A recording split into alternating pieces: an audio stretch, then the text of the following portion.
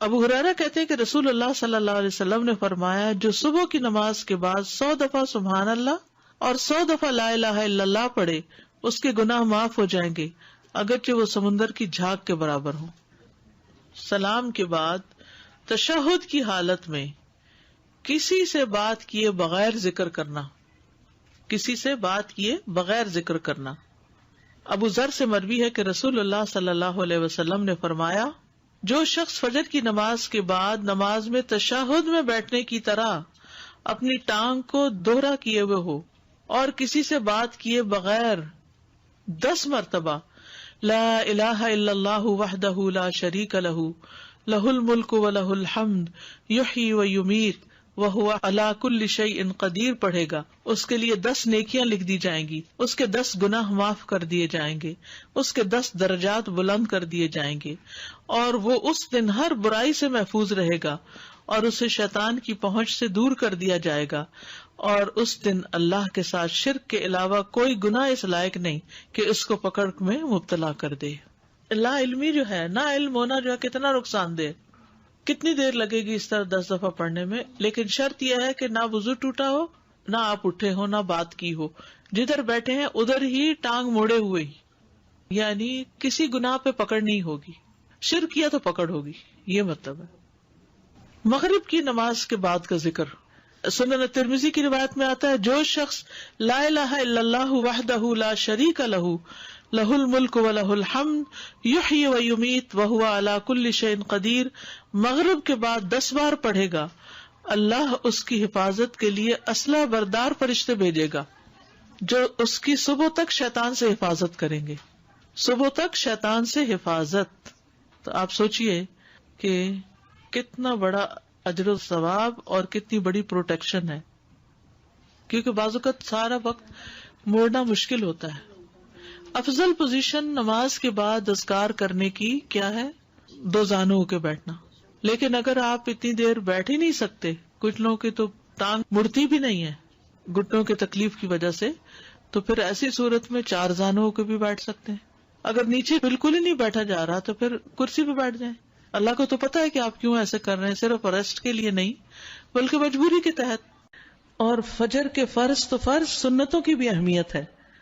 حضرت عائشہ کہتی ہیں کہ میں نے رسول اللہ صلی اللہ علیہ وسلم کو کسی نفل کی ادائیگی کے لیے، یعنی سنت بھی اصل میں نفل نماز ہے، ایک فرض ہوتی ہے ایک نفل، پھر جو آپ نے زیادہ تاکید سے پڑھی ان کو سنت قرار دے دیتے ہیں اور باقی جو کبھی کبھار پڑھی وہ نفل ہو جاتی۔ کسی نفل کی ادائیگی کے لیے اتنی جلدی کرتے نہیں دیکھا جتنی جلدی آپ نماز فجر سے پہلے 2 رکعتوں کے لیے کرتے تھے، جلدی پڑھتے نہیں تھے، یعنی اس کی ادائیگی کے لیے آپ فکر کرتے تھے۔ حضرت عائشہ ہی سے روایت ہے کہ نبی صلی اللہ علیہ وسلم نے طلوع فجر کے وقت 2 رکعت نماز، یعنی فرض کی بات ہے یہاں، آپ نے 2 رکعت نماز پڑھنے کی شان کے بارے میں فرمایا کہ ان کو پڑھنا میرے نزدیک ساری دنیا سے زیادہ محبوب ہے۔ آپ نے فرمایا جو آدمی عشاء اور فجر کی نمازوں میں آ سکتا ہے تو اس پر لازم ہے کہ وہ آئے، اگرچہ اسے گھسٹ کے کیوں نہ آنا پڑے، یعنی گھٹنوں کے بل یا پیٹھ کے بل گھسٹ گھسٹ کے ہی آنا پڑے تو بھی آئے، لیکن آئے ضرور۔ کیوں؟ اس لیے کہ جو شخص فجر کی نماز پڑھتا ہے وہ اللہ کی حفاظت میں آ جاتا ہے۔ رسول اللہ صلی اللہ علیہ وسلم نے فرمایا جس نے صبح کی نماز پڑھی پس وہ اللہ کے ذمے میں ہے، اللہ کی حفاظت میں ہے، اللہ کے ذمے ہو گیا۔ پس اللہ تم سے اپنی حفاظت کے بارے میں کسی چیز کا مطالبہ نہ کرے۔ کیا مطلب ہے اس کا؟ یعنی جو اللہ کے ذمے ہے اس پر کوئی ظلم نہ کرے اور ظلم کر کے اللہ کے سامنے جواب دہ نہ ہو، اس لیے کہ جس سے اللہ پوچھے گا، مطالبہ کرے گا، یقیناً اسے اپنی گرفت میں لے لے گا اور لے کر منہ کے بل جہنم میں پھینک دے گا۔ اس سے کیا بات پتہ چلتی ہے کہ جو شخص فجر کی نماز کی حفاظت کرتا ہے وہ اللہ کے قریب ہو جاتا ہے، اللہ کی حفاظت میں ہو جاتا ہے۔ کسی کو حق نہیں کہ اس پر ظلم اور زیادتی کرے۔ جو اس شخص پر زیادتی کرے گا جو فجر پڑھتا ہے تو وہ دراصل اس ذمے میں خیانت کر رہا ہے جس کو اللہ نے اپنے ذمے لیا ہے، اور پھر قیامت کے دن اللہ تعالیٰ ایسے شخص کو پکڑے گا۔ یعنی فجر پڑھنے والے کی عزت اور احترام لازم ہے، کیونکہ صرف مومن ہی اس کی پابندی کرتا ہے۔ بہت سے لوگوں کے لیے فجر کی نماز بڑی بھاری ہوتی ہے،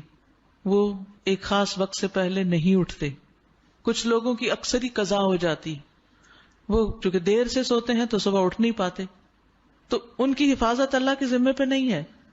تو اس لیے بہت ہی فکر کرنی چاہیے کہ فجر کی نماز قضا نہ ہو، یعنی کوئی باقی کر لیں، نہیں، کیونکہ باقی تو پھر ہم جاگ ہی رہے ہوتے ہیں نا، تو اذان بھی سنائی دے دیتی ہے اور وقت بھی پتہ چل رہا ہوتا ہے، اور دوسروں کو بھی ہم دیکھتے ہیں پڑھ رہے ہیں تو پڑھ ہی لیتے ہیں. لیکن فجر کی چونکہ ایک ذمہ داری ہوتی ہے اٹھنے کی بھی، اور پھر وقت پر اٹھنے کی، اور پھر مسجد میں جانے کی، تو اس لحاظ سے اس کی حفاظت بہت ضروری ہے.